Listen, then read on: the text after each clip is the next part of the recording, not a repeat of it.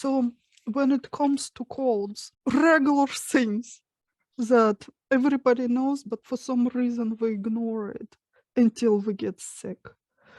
Cleanliness, obviously, hand washing. Here, the soap actually is better than hand sanitizer. Hand sanitizers should be reserved for emergency when you cannot wash hands.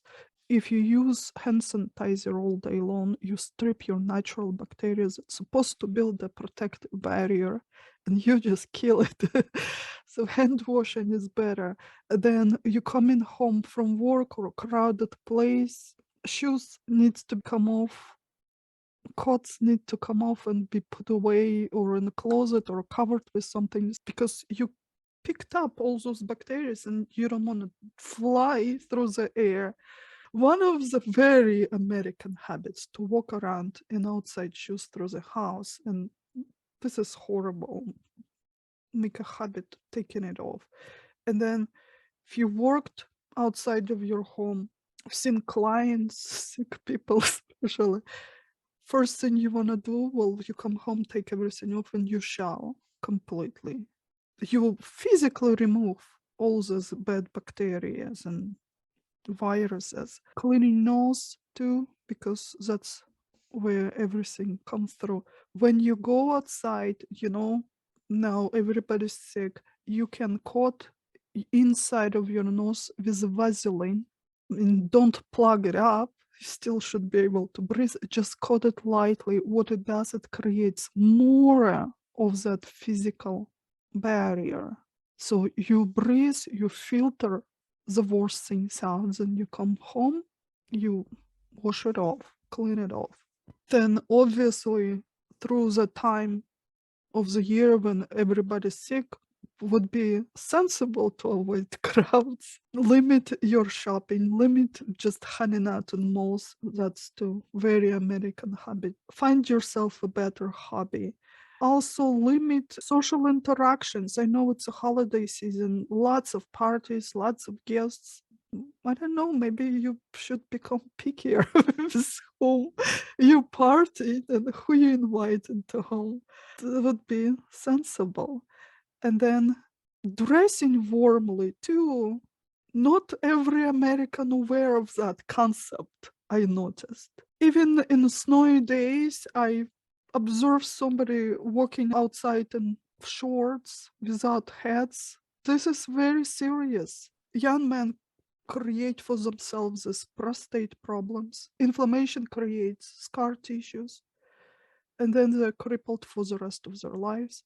Girls, if they get sick walking around in shorts and barefoot in the winter, they may become infertile.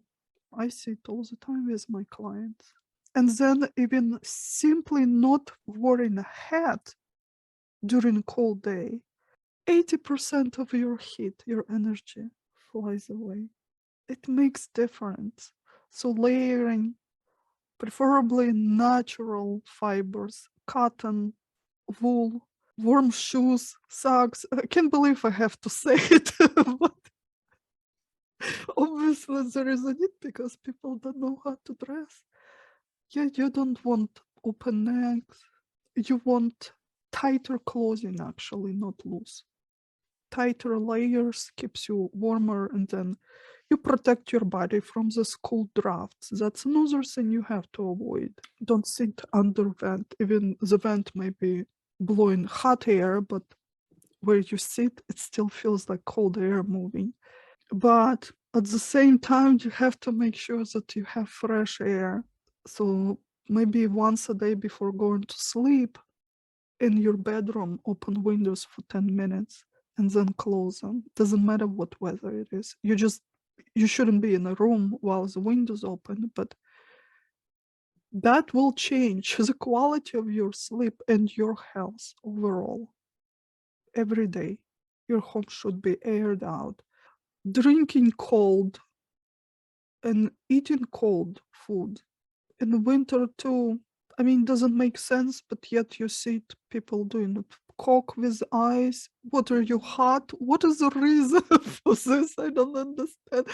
what happened, your body perceives it as an attack and has to work very hard while your body is trying to raise temperature, because it's kind of crucial to stay alive to have your body at certain temperature. Now your body cannot address anything else, so your immunity shuts down for that period. You consumed cold drink or you ate ice cream, your body is working very hard for another half an hour to try to raise the temperature. You're becoming for that time very vulnerable to anything that comes. Your body doesn't have any defense because it's busy to keep you alive, to keep you warm. Don't fight your body, help it. It's supposed to be helping. So hot food, hot drinks, and meals should be heartier in the winter. Have plenty of animal fat, otherwise you don't have a defense. Even your lungs are purely made of fat. If you try to limit it, you don't have a defense. By the way, the most healing food for the lungs, actually, pig's fat. It sounds gross, and then if you are trying to develop psychic abilities, it's actually pork, all pork products kind of suppress it. But I mean, if you're sick, other things are more important for the time being. Pig's fat is the most healing food. It has all the elements our lungs need. I don't know. I have never seen it sold here in US. In Russia, it's pure fat, maybe with thin layers of meat, kind of like bacon, but it's mostly fat. And it's cured with salt usually and spices and maybe garlic. Only tiny slice, portion like a one bacon strip. It will give you the daily dose of everything you need. So maybe not overly cured and smoked bacon actually can be health food. Or a fattiest pork chops, maybe a couple of times per week would be a good choice when you're trying to protect your lungs. So hearty meals are must.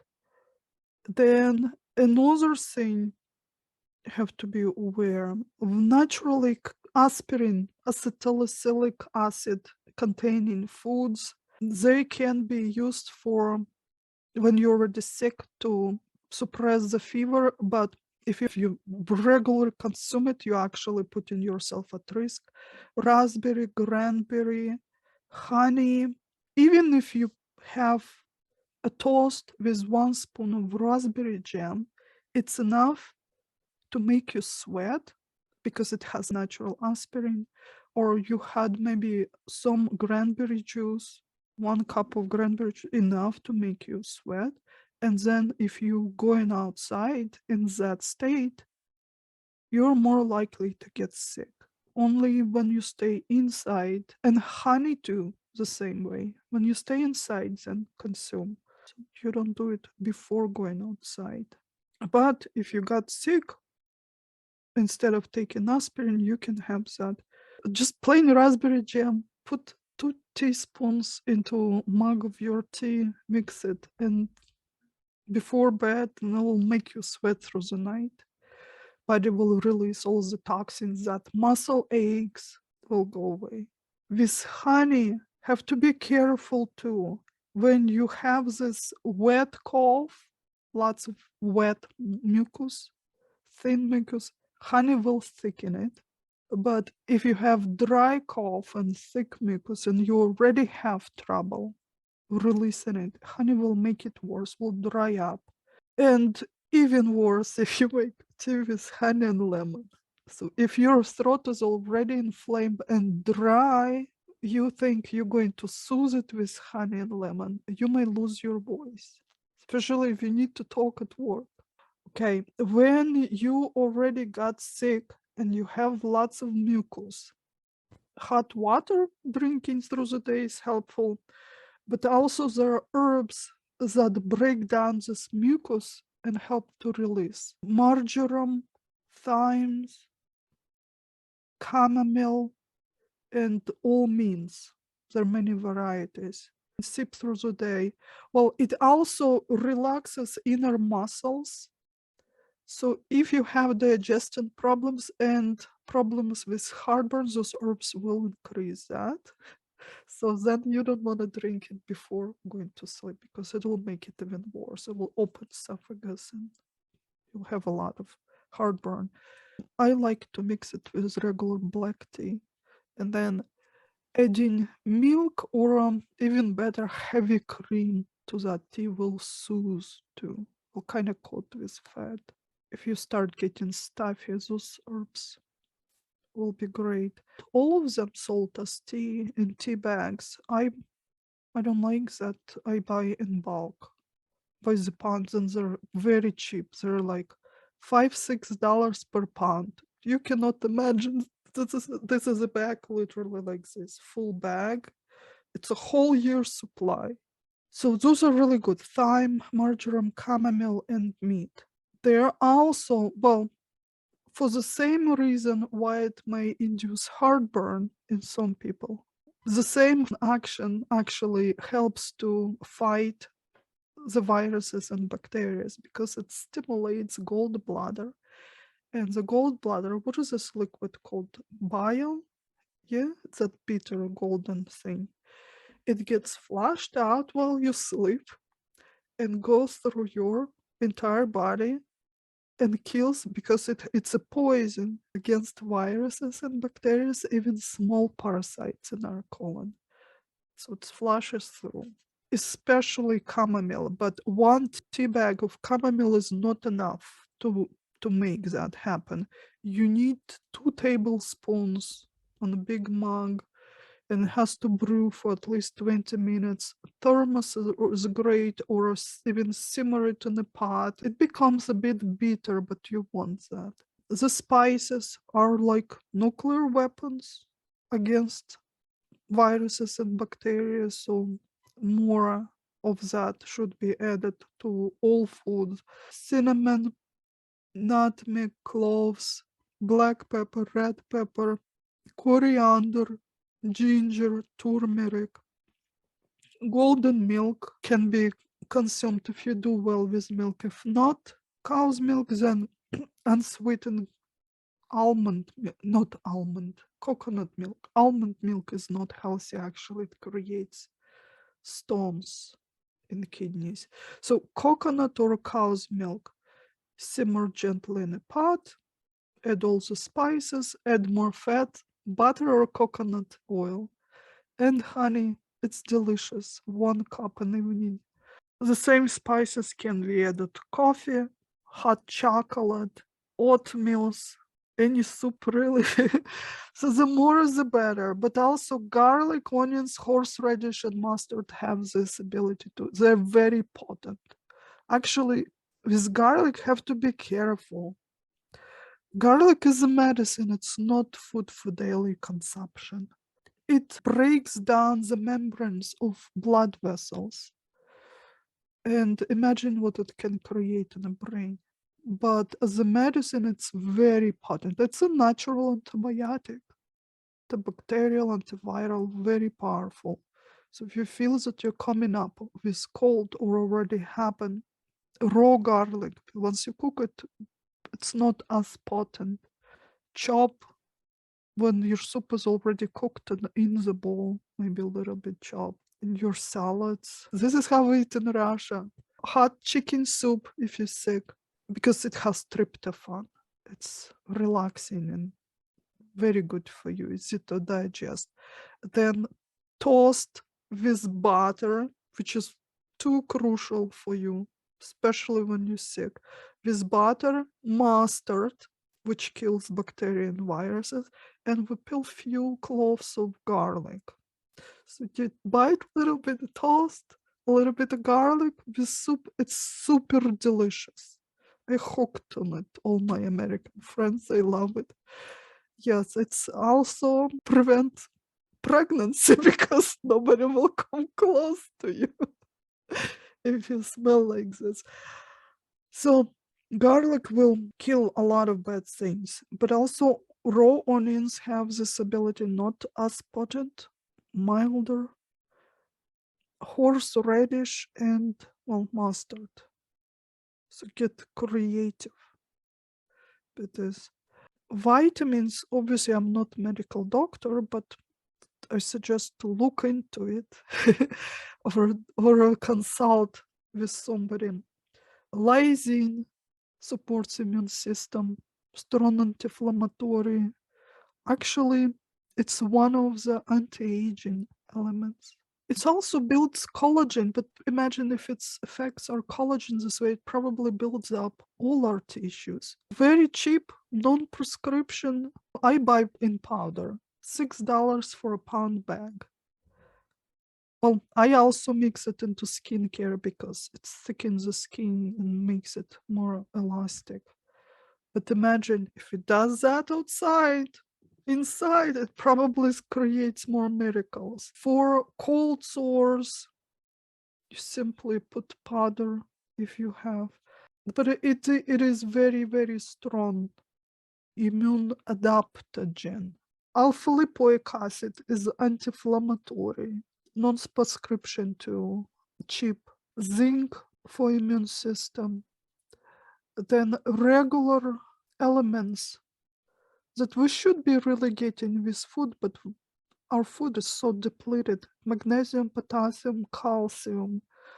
They're all extremely cheap, easily absorbable with body, and you cannot really take too much of it. Body releases it instantly, what's not necessary.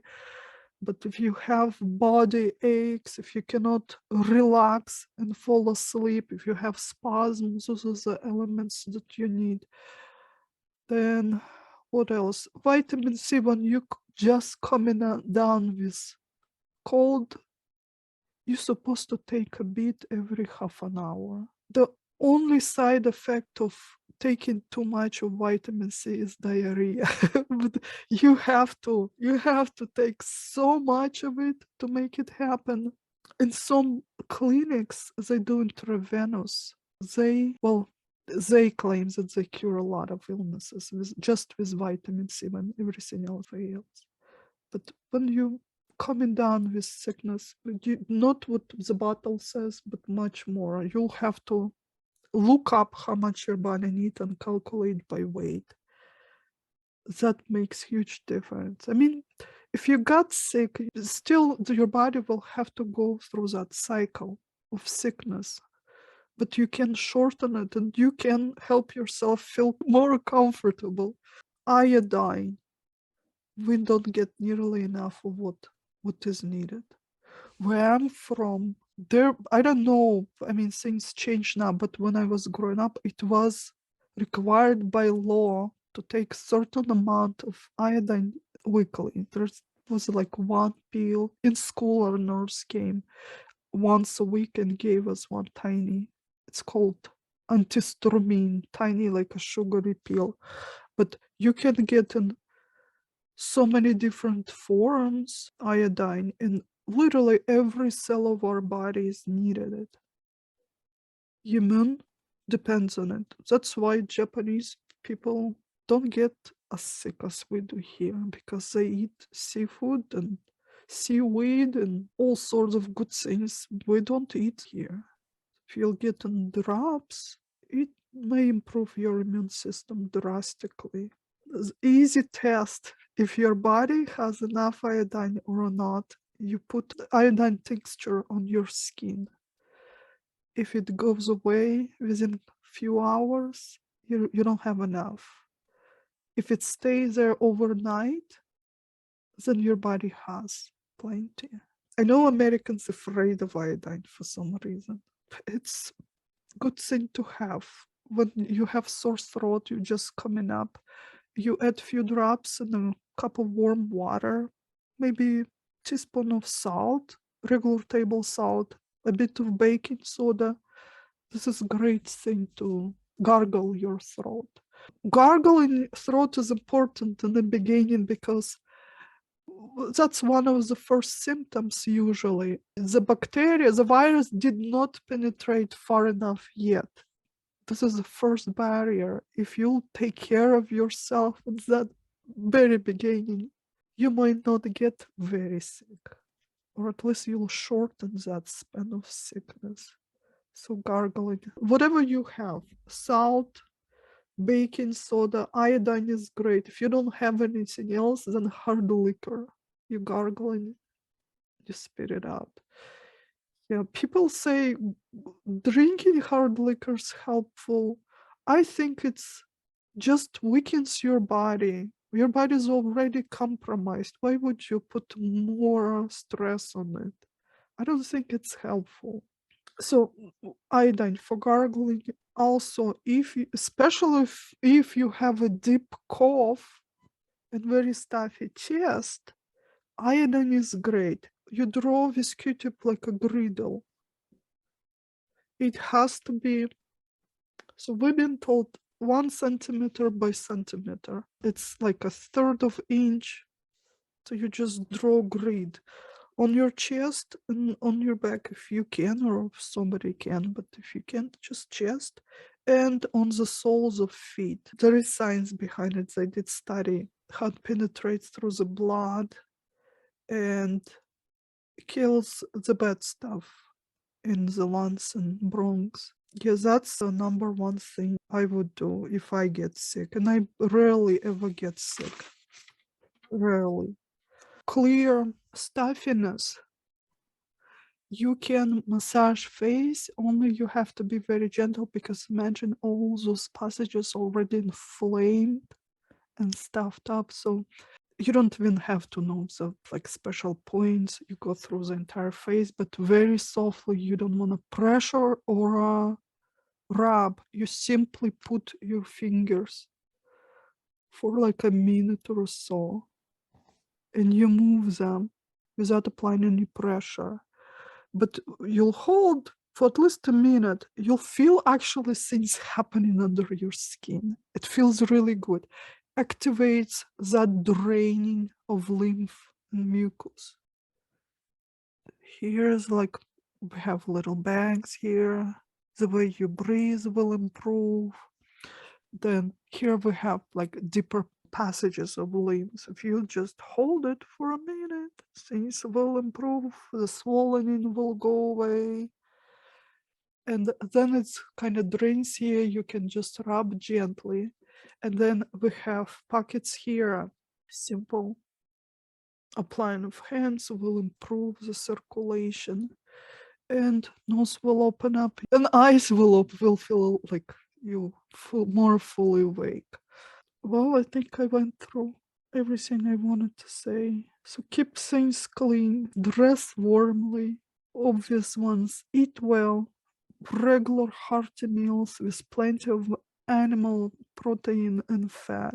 When I say fat, animal fat, like oils, they do the opposite. They age our bodies, they poison us. These are practices that healing light we run would be helpful.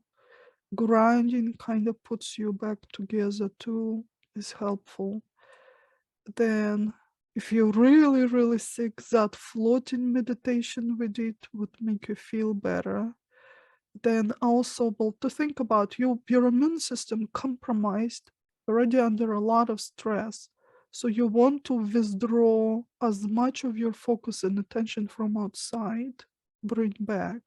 You want to be as whole as possible. And well, for the same reason, you don't really want to be watching news all day long, then you're draining yourself.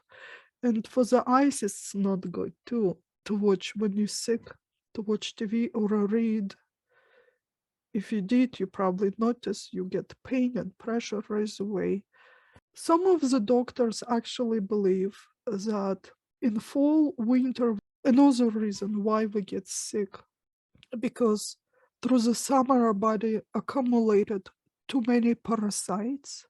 If your body accumulated too much, this is a natural way to dump them, because body's preparing for the winter, knowing that you're not going to have that strong of immune system.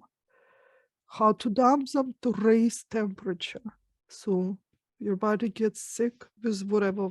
And that's too interesting. I mean, all those bacteria It's not like they migrating by the seasons like ducks. They're always there, but somehow they don't affect us at other times. It's some sort of natural synergy, maybe.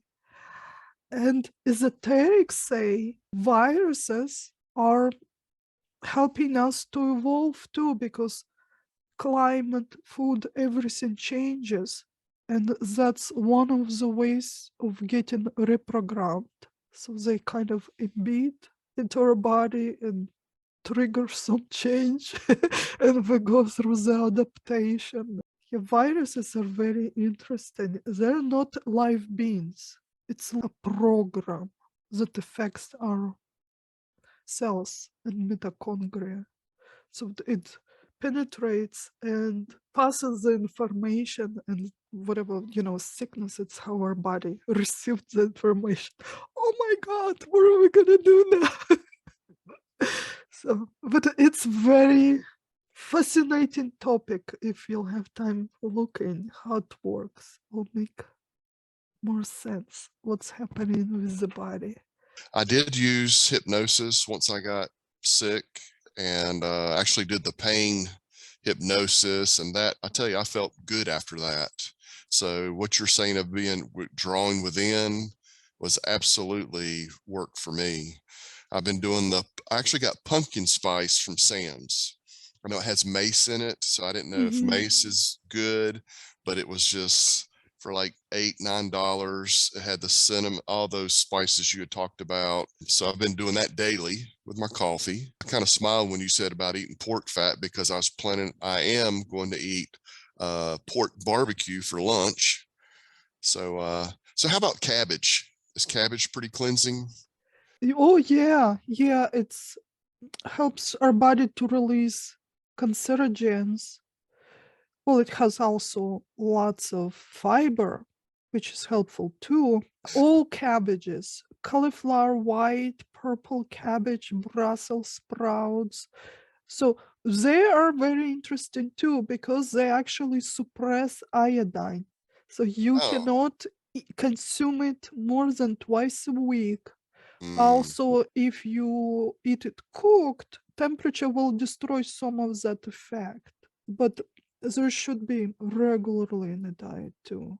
okay. There are also, well, for women, for example, when they go through like premenopause, hormones gets out of whack, and doctors say that all the cabbages, they will kind of bind the excess of those bad hormones and remove it from the body. One of the reasons why it makes it good dietary product for people who trying to manage weight, because it's too the weight, it's fueled by hormones, and if you remove excess of it, things improve.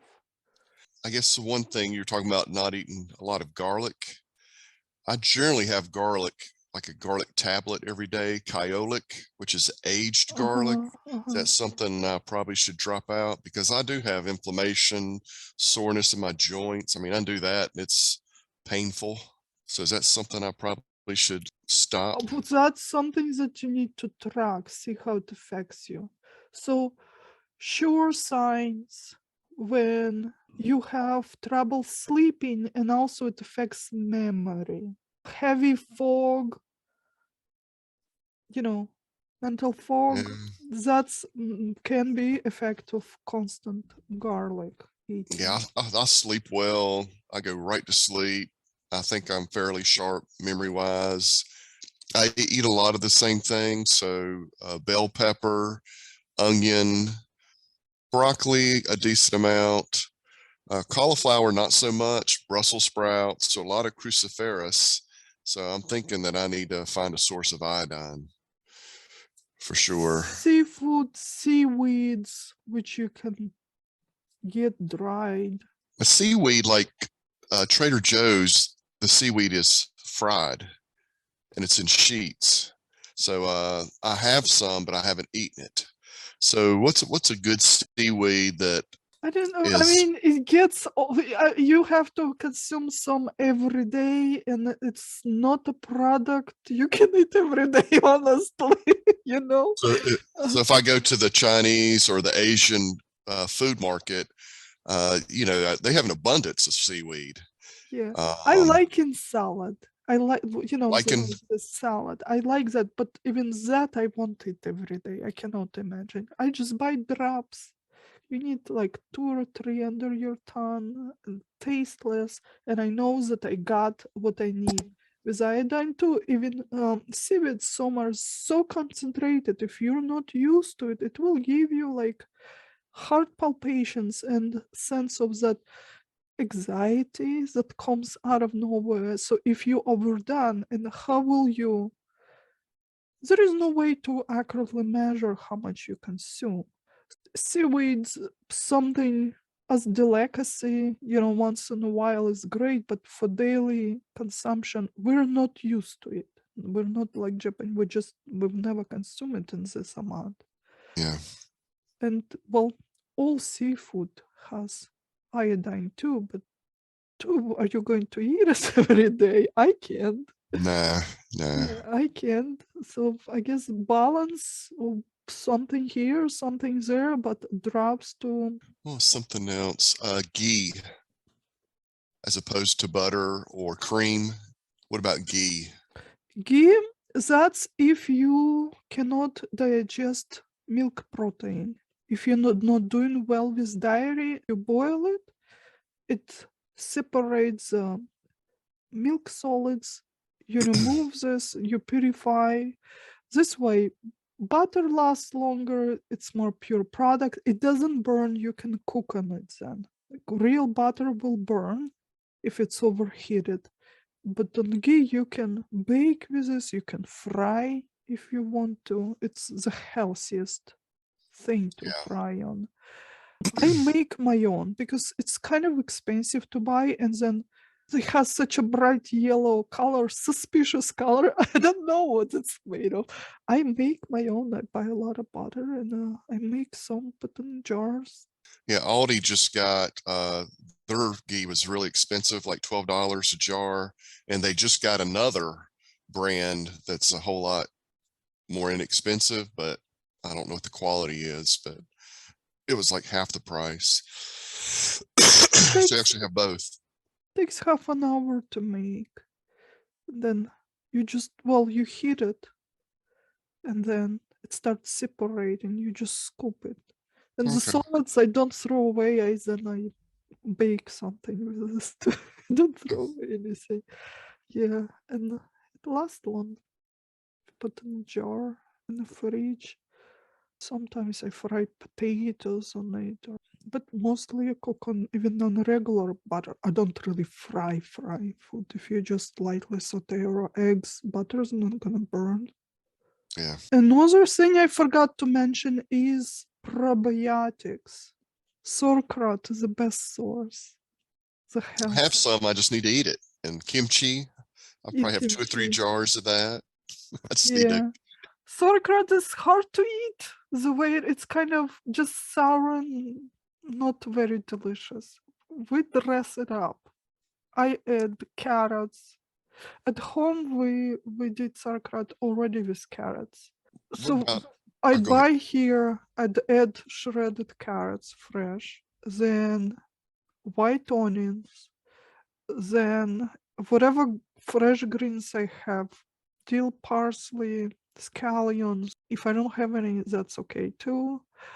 Then I love eating cranberries. The fresh bags. The secret is to freeze them. When you freeze them, then once you pull out and defrost, they become kind of translucent and much sweeter, and they're not Mm, very um not like wood.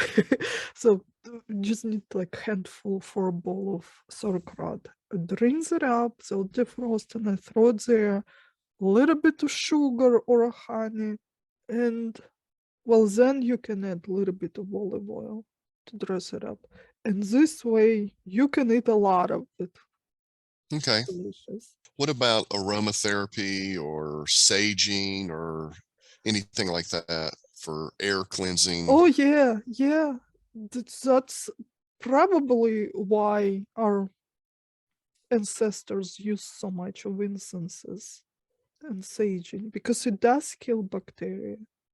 I definitely All had the the impulse to sage. yeah, That kind of came up yesterday as I probably need to go through the house and sage it up. yeah.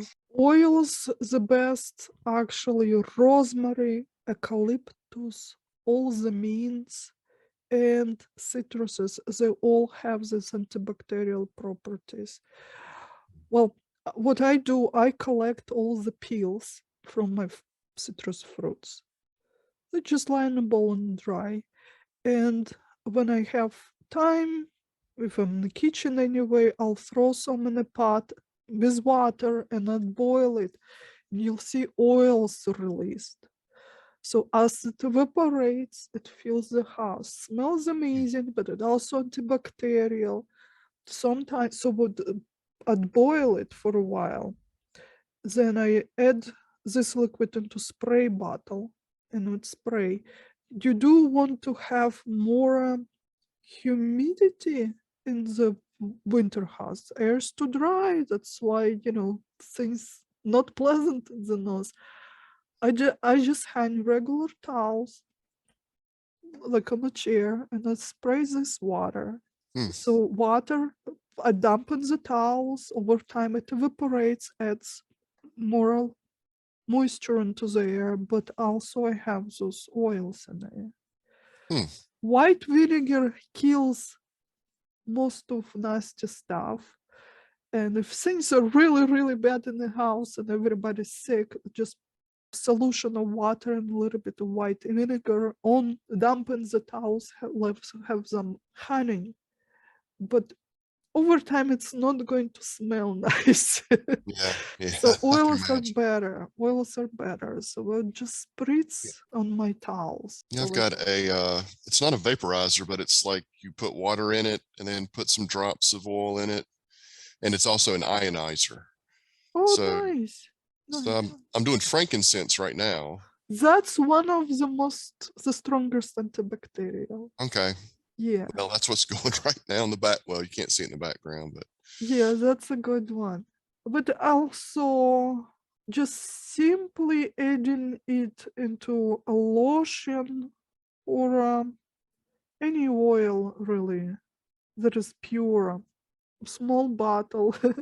So whatever's available, means eucalyptus, citruses, lavender, rosemary, mixed or into lotion or oil. And then you put a little bit, you can rub on the chest. oh, one thing you didn't say, I'm really surprised because you've talked about it before. A salt bath. Yeah, My that's wife when you said, get, okay, when you just get sick, it's actually might not be helpful because with the steam and heating, you open up all the passages. But if you have only bacteria here on the first barrier yet, you don't want to help it to go in faster. Once the fever is gone and your mucus start to thicken, this is the time you can start taking baths. so, and when you say salt bath, is it actually salt or Epsom salt? You want both. They have different effect. Epsom salt is a magnesium, which is anti-inflammatory and opens up everything. The muscles, it will clean your colon by the next day too because it absorbs deeply, Yeah. relaxes everything. Table salt acts as, well, it's a strong neutralizer for negative energy. That's why it's so good after fights. If something bad happened, you wanted to salt bath. But it also acts as a vacuum. Epsom salt opens up pores, table salt pulls it out, the bad stuff pulled out. So, And then you add baking soda too, and that is an alkalizer. Also good to remove toxins and alkalize your body so your healing happen faster. You want at least 1 cup of each. If you have more, it will be even better effect. So do you have a recipe for that or a few recipes? that is in our Pretty, course. It's been with smoking cessation. You had 1 cup of each at least. okay. Okay. You can add your essential oils there because, I mean, everything opens up with heat. It will have more effect, but even without it, at least half an hour. Also, because it's colder now, the water will cool faster. You want to fill the bathtub not to the fullest at first. You get in, big bath towel, you dunk it, you cover yourself, and then gradually you add hot water so you last longer than hot bath. And that removes so much gunk, you have to scrub yourself after bath. So brush is good. With soap, with soap, because there a lot of stuff will come out like you haven't showered before ever. That's kind of scary for me. Yeah, but it's so good for you sleep so good. So when I have clients for weight loss, we do 14 days every night bath. Wow. And I mean, when people come for weight, they already have so much health issues. And with this bath, every night, they remove so much stuff. Well, we also do honey rub for the night. Hmm. So you need hot water. That's already after bath and everything is done. You coming out. So hot water, I just tell them big jar. And 1 full spoon of honey you dissolve. So with this thing, with this liquid, you want or a towel or however you're gonna do it, or spray yourself. You wanna put it on your skin. You wanna leave it dry, air dry, and then this is how you're gonna go to sleep with that honey water. And Hmm. that will keep, I mean, through the bath, you already activated everything. You opened all your pores, your muscles are relaxed, you already pulled some stuff with salt. Now you continue detoxing with honey. Honey too pulls out a lot of stuff. So my clients say they wake up, there'll be like a little crystals or sands on the pillow, stuff comes out. Body smells horrible. You don't want your good bedding and blankets because even uric acid gets pulled out through the night, through the skin. Yeah, Mm. if you sleep with a wife, she's not going to, because bed's going to smell like pee, literally. Mm. Wow. But it pulls out so much stuff. So imagine if you do it as a course, week, 2 weeks. Yeah. Lots of stuff comes out. Lots of stuff. Yeah. Does that generate actually psychological stuff coming out too by your body doing it? It also pulls out mental. In everything's so intertwined. But I mean, it's not only things they do anyway. We do hypnosis. I give them whole pack of things they have to do daily. But you have bigger success rate if you address it from every possible angle. Right. Because especially with the weight, it's so complex. We don't really know what caused it. We don't really know. I agree. That's what's frustrating about, like, with hypnosis and weight loss. It's like, I may have said this before, nobody comes to you and says, I want to eat better. They always say, I want to lose Yeah, weight. yeah. It's like, and it's frustrating because they generally don't want to do what they need to do. It's a wish. They wish they would lose weight. There might be so many different medical problems, and I don't know. I don't know what's going on with them. It's too complex. There might be some psychological problems, but I mean, if they keep eating junk, or well, it's just too much, too much. And I always say, like, I cannot tell you you're going to lose certain amount of pounds. I cannot even promise that you're going to lose it all. Because I'm not gonna hold your fridge locked from you or Right. make you move. I cannot do this. But we can work on separate elements. If you hate cauliflower, I can make you love it. Yeah. If that's what your doctor tells you, if you need that. Or if you have like sugar cravings, we can remove that. If you're eating because of boredom, we can work on that. But altogether, I have no idea what's going on there.